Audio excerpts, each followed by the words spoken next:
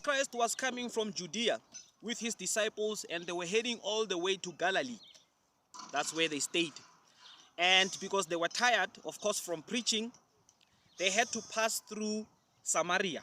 And in Samaria, there's a town called Sychar.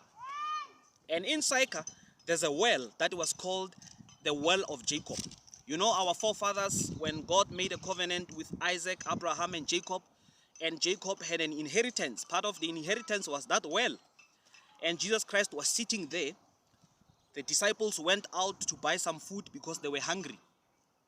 Now, the Bible says, as Jesus Christ was sitting there, there came a woman, a Samaritan woman, to draw water from the well. When she got there, Jesus Christ said, "Can I please have some water? I want to drink some water." So the woman was miserable. She was upset. She was angry because she was going through a lot in life, and she became so rude to Jesus Christ. She said, "How come you as a Jew, you asked water from me, a Samaritan? Don't you know that Jews and Samaritans don't work hand in hand and they don't exchange anything?" And Jesus Christ said, "Calm down." Now, here's the thing. Jesus Christ tells the woman that you are drinking from the well, but if you can drink water from me, you will never thirst again. Now, as the woman tried to respond, Jesus Christ says to her, "You've been married 5 times, and you are now in your 6th marriage. And even the husband that you are married to now is not your husband." The woman was confused because she now realizes that, yeah, you know, I'm miserable. I'm trying to do this. I'm trying to do that. It's not working out. I've been married for 5 times, 6 times now. I'm still not happy. Now, Jesus says to her, you need to accept God. You need to drink from the well of life. And Jesus says to her, "I am the water of life. You drink from me, you will never thirst again."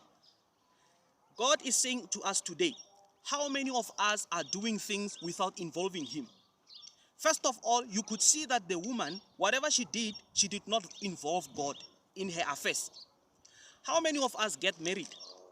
Yeah, sometimes you are happy. Sometimes you feel like, I love this person. But do you inquire from God if that person is the right person for you? Sometimes you want to start a business partnership with someone. Do you inquire from God? There's one thing that I learned and I love from King David. The Bible will always teach you, or it will always tell you, that whatever King David did, he inquired from God.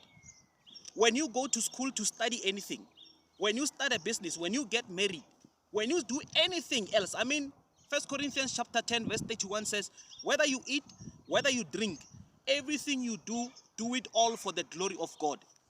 God is challenging us today, as Jesus Christ was telling the Samaritan woman, that the reason why you are miserable, the reason why you are failing, the reason why your things are not going well, the reason why you are always angry and upset, it's because you want to do things on your own. You want to make decisions based on your feelings. You want to make decisions based on what you see. But do you make decisions based on what God is saying to you? Brethren, God is challenging us today with John chapter 4 verse 1 to verse 28, to be what Jesus Christ says we should be, like the Samaritan. Should we do things without God? No. Today, going forward, to avoid misery, pain, depression, to avoid so many failures that will drain you, that will upset you, involve God in everything you do. May God bless you as you enjoy the Women's Day. Happy Women's Day, by the way, to all the women.